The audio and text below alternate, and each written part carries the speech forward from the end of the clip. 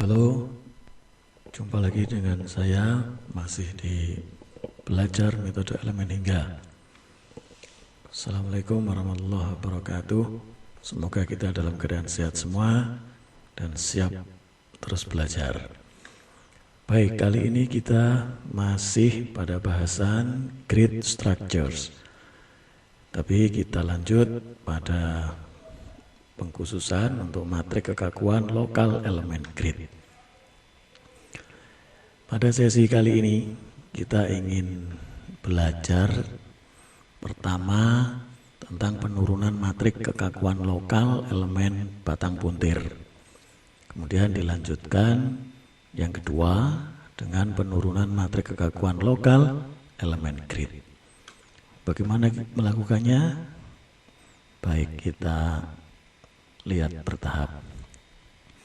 Nah, di dalam proses penurunan matrik kekakuan lokal elemen grid itu dapat kita rangkum prosesnya kurang lebih seperti ini, yaitu diawali pertama kita harus menurunkan dulu matrik kekakuan lokal elemen batang puntir. Jadi diawali dengan jenis elemen batang puntir. Nah, di dalam menurunkan matrik kekakuan lokalnya ini, kita mengingat kembali karena prosesnya analog dengan saat penurunan matrik kekakuan lokal untuk elemen batang aksial yang sudah kita bahas sebelumnya. Nah, dari situ ada beberapa penyesuaian, yaitu dengan menggantikan besaran-besaran, misalkan gaya aksial pada batang aksial itu kita gantikan dengan momen puntir. Kita sesuaikan karena kasusnya sekarang batang puntir. Kemudian defleksi aksial kita ganti dengan rotasi puntir.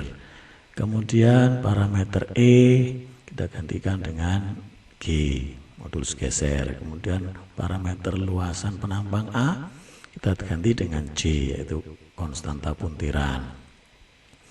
Demikian juga tegangan aksial sigma kita ganti dengan tau, tegangan geser, dan juga epsilon atau regangan aksial kita ganti dengan gamma, yaitu regangan geser. Nah, setelah itu sampai sini kita mendapatkan matrik kekakuan untuk batang aksial.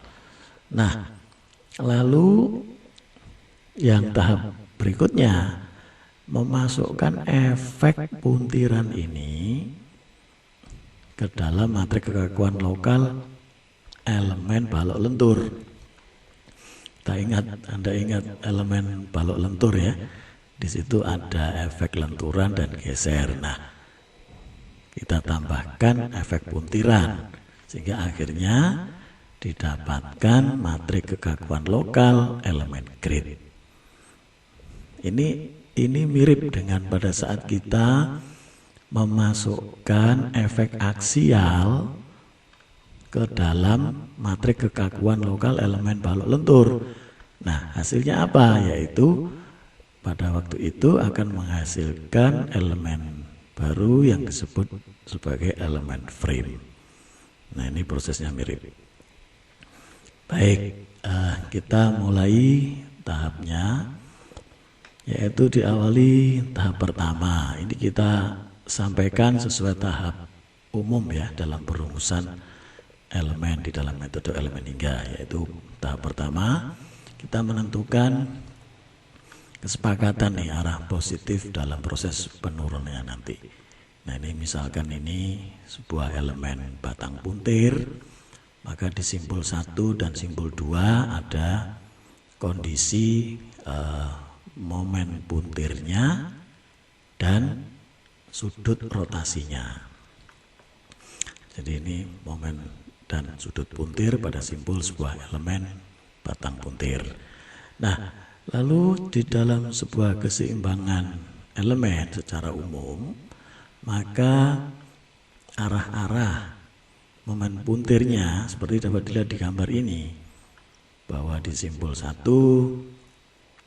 ini arahnya searah putaran jarum jam, sementara di simbol 2 berlawanan arah putaran jarum jam.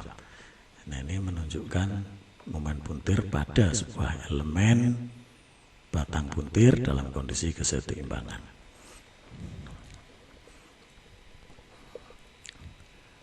Baik, kemudian dilanjutkan dengan tahap kedua, yaitu kita menentukan fungsi displacement dari elemen kita ini.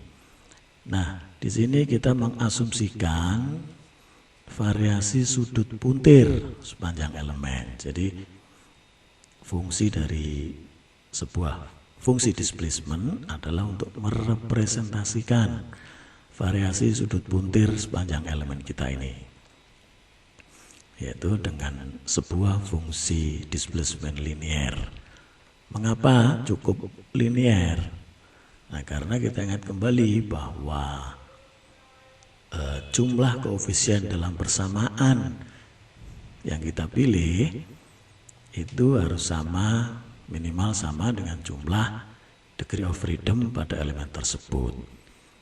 Kita ini sama jumlahnya dengan elemen aksial, batang aksial yang lalu, yaitu pada satu elemen hanya ada 2 degree of freedom. Dalam hal ini adalah V1X dan V2X. Sehingga fungsi displacementnya bisa kita pilih linear seperti ini. V sama dengan A1 plus A2 X topi. Nah, selanjutnya dari sini kita sama dengan proses yang lalu untuk elemen batang aksial. Kita harus menyatakan koefisien A1 dan A2 sebagai fungsi dari sudut puntir simpulnya, yaitu V1X topi dan V2X topi, dengan cara mengevaluasi pada simbol 1 dan simbol 2. Nah, sehingga kalau dari persamaan ini kita evaluasi pada simbol 1 misalkan ya, yaitu artinya V di dalam fungsi V ini kita masukkan X sama dengan 0, yaitu pada simbol 1 di ujung kiri, sehingga kalau kita masukkan X topi sama dengan 0, maka ini akan menjadi A1 ditambah 0, sehingga ini A1.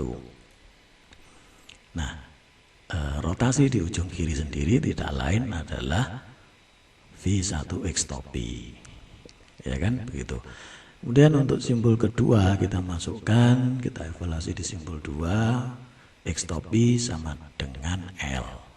Sehingga kalau kita masukkan di sini X topinya L, maka ini menjadi sama dengan A1. Nah, ini A1 sudah kita dapat sebelumnya, yaitu menjadi V1X topi ditambah A2 dikalikan L, dan sama dengan V2X topi.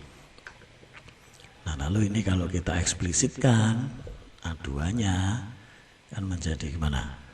A2 sama dengan kurung buka V2X topi minus V1X topi kurung tutup dibagi dengan L. Nah, dengan demikian kita sudah mendapatkan ini A1-nya dan A2-nya. Sehingga itu kita substitusi balik ke persamaan awal dari fungsi displacement ini, sehingga menghasilkan ini V topi sama dengan ini dalam kurung ini adalah sebagai A2-nya dikali X topi ditambah V1X topi. Ini tentu sebagai A1 ini. Nah, demikian prosesnya, sehingga dari sini kalau kita nyatakan sebagai matriks akan didapatkan ini V sama dengan suatu matriks N1, N2 dikalikan vektor matriks rotasinya V1X topi, V2X topi. Dengan N1 dan N2 adalah fungsi bentuk atau shape function. Kita sudah tahu, yaitu N1 dalam hal ini sama dengan 1 min X topi per L, N2-nya sama dengan X topi per L. Itu tahap kedua. Lalu tahap berikutnya yaitu tahap 3.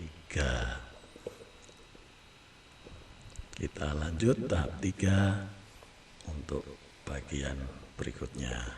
Terima kasih.